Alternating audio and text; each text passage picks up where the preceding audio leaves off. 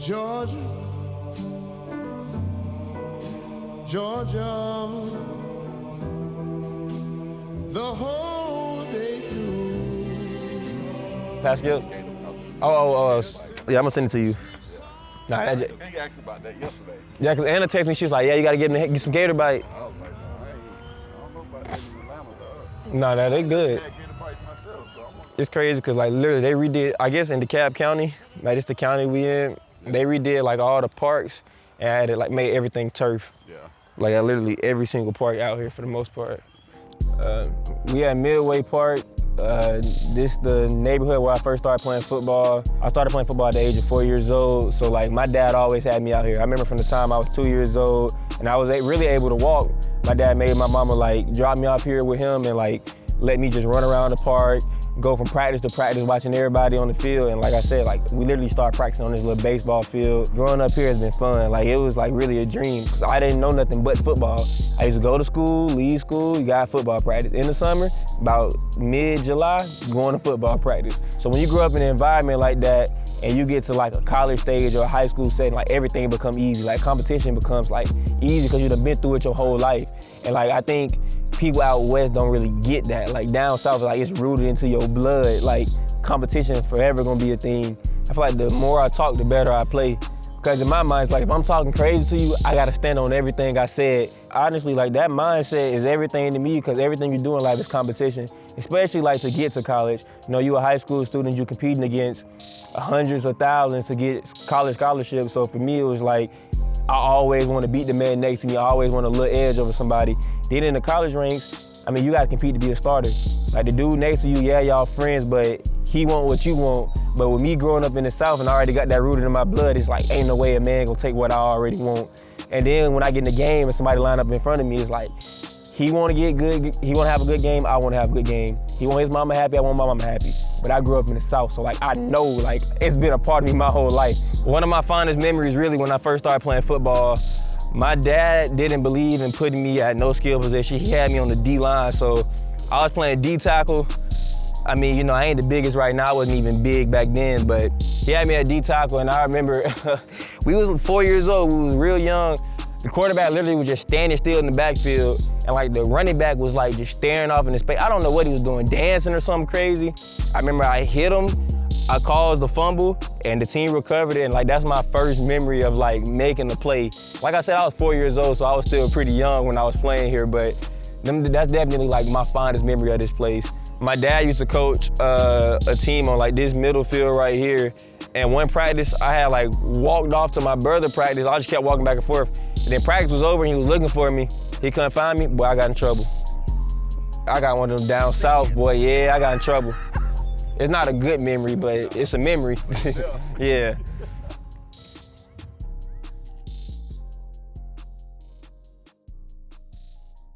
My dad used to probably leave on a Friday night. Him and Coach Matt sometimes like, I remember one time they left at like 4 in the morning because they was painting the field, like the lines and everything, making sure it's straight. We had to get back up at 7 in the morning. And my dad had us out from 7 in the morning to midnight. And then we used to have to get the kids and we used to clean the park up.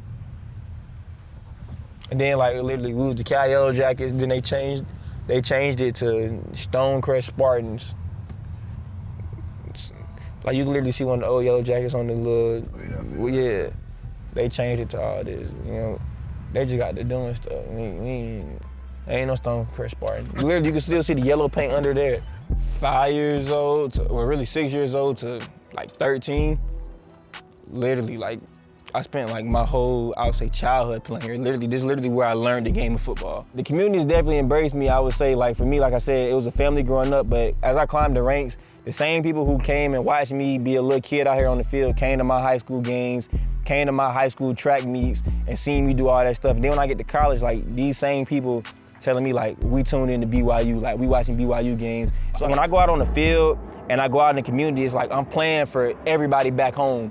Cause it's like, I feel like Georgia better than everything already in my mind. So when I'm on the field, I'm just trying to show people like, bro, Georgia ball is better. I'm expecting the community to show up in a big way. I mean, they showed up for me last year, so I know a lot of kids and a lot of people gonna show up this year, so it's gonna be like fun, and like it's really gonna be like kind of a dream come true seeing a bunch of little kids run around with my shirt on their face like at a camp that like I'm hosting. I'm only in my second year of college. And I really want kids just to take away from it that like football for one should always be fun. I think football is a kid's game, and for me, I want to keep the purity in the game. I feel like a lot of times, especially like in this day and age, kids at a young age start worrying about like the bigger picture. They start worrying about college way too early. Like for me, I knew I wanted to go to college, but I could care less about it when I was a kid. Like I wanted to go to college, but my whole thing was like, bruh, who are we playing this weekend?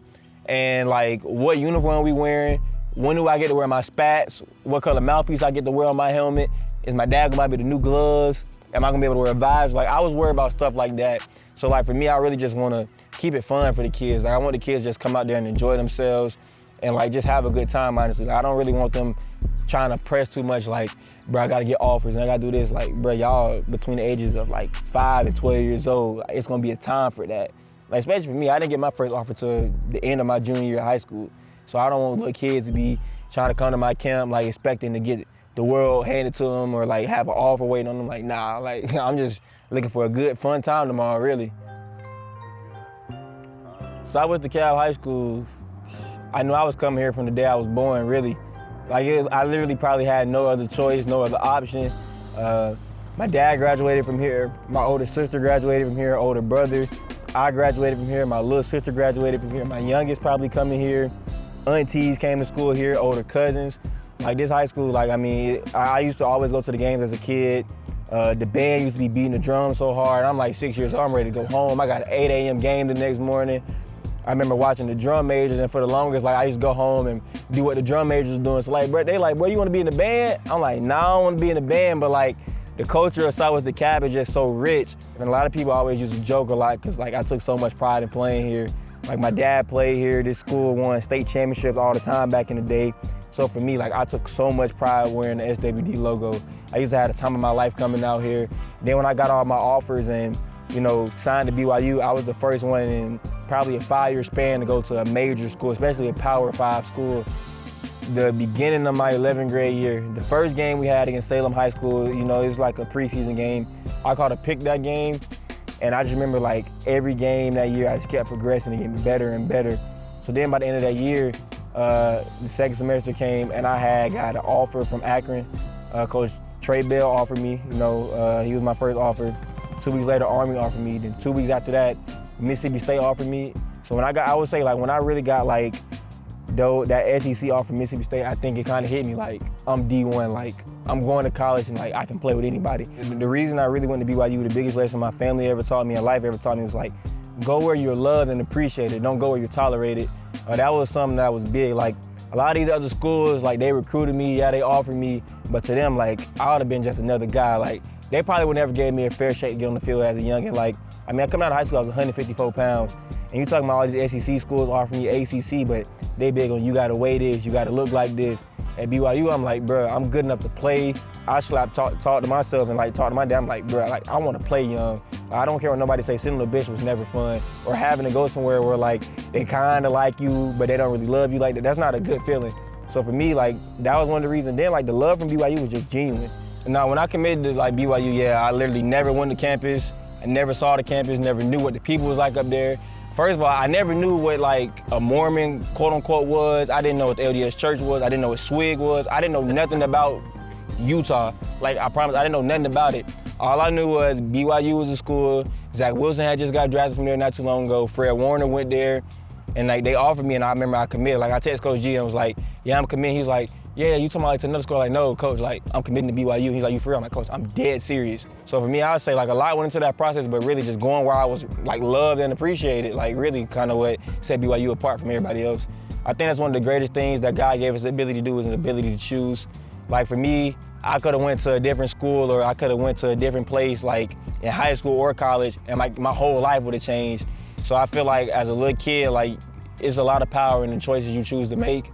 You got a lot of your own leeway, you know. God is obviously the author, he's the illustrator, he's like the one who's mapping out your life, but he gives you the pen at times. So whatever you choose to do with that pen, just make sure like it's the right decision. Like if you're going to college, you the one gotta go in the weight room, you gotta go to class, like you gotta live there. So whatever decision you make, just like make it your best one, and whatever you do make, be where your feet are. Like, don't get to a college and think to yourself, like, man, I should have went somewhere else, or man, I could have been somewhere else. Because if you get to that mindset and you get to that thought process, you're never gonna get your true potential out of things. So I say really just follow God, and like when he give you the pen, like make sure you write a hell of a story.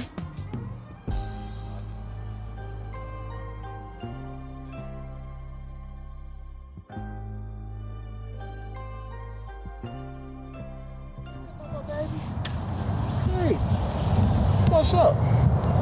Hey, Papa, baby. You good? You good? You say hello?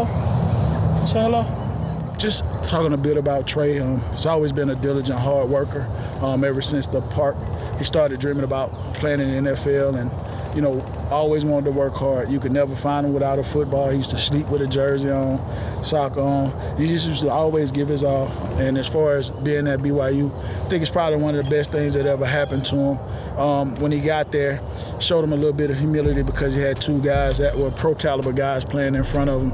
And he worked his way up, and he fought hard. And he's just, always going to persevere, never quit. And my philosophy with him is football will be done with you way before you're done with it.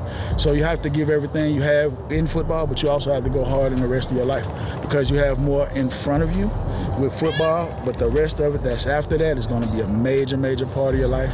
So love football, date it, break up with it when you have to, and then live the rest of your life.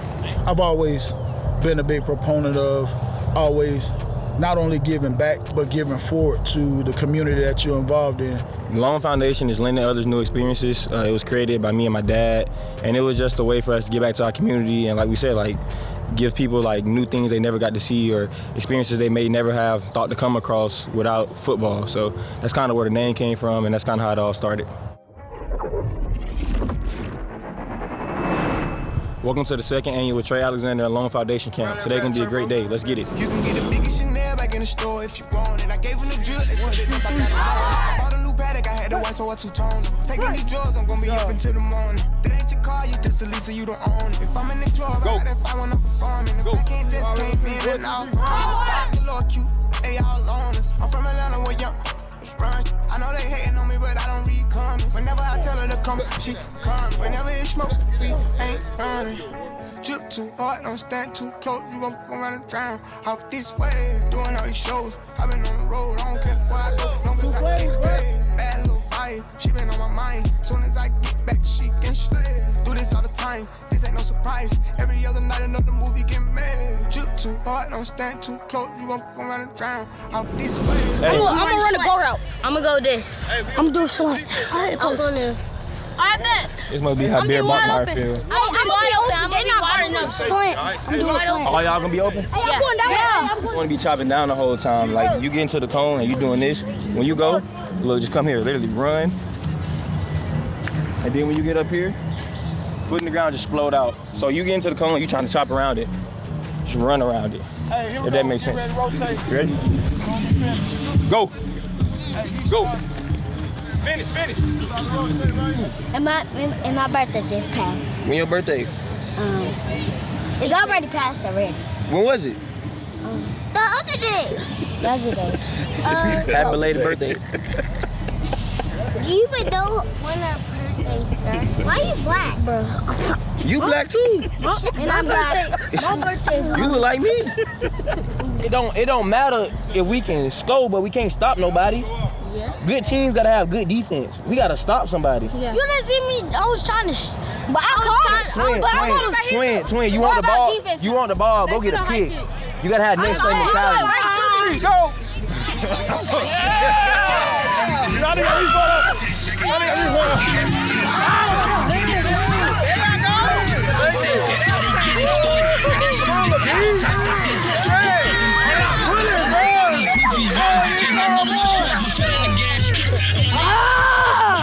One, two, three, go!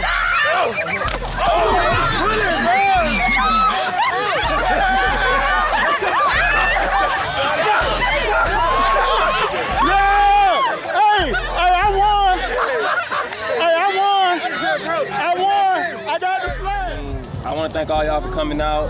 It's the second annual camp we did, and it's always a blessing to be able to get back to the community, especially the side of town that raised me.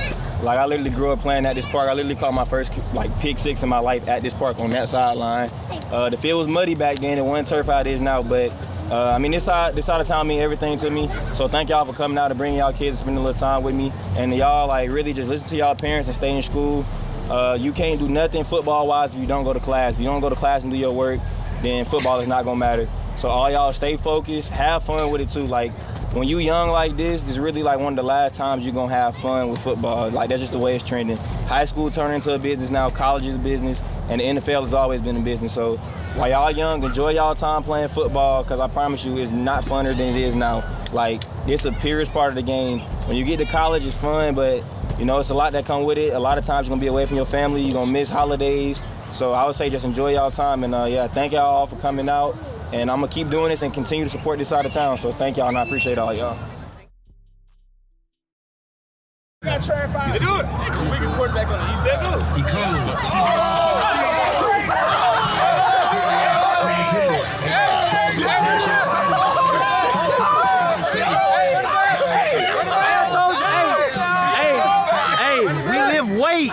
We lift weights. I ain't even stretched. That was the first run.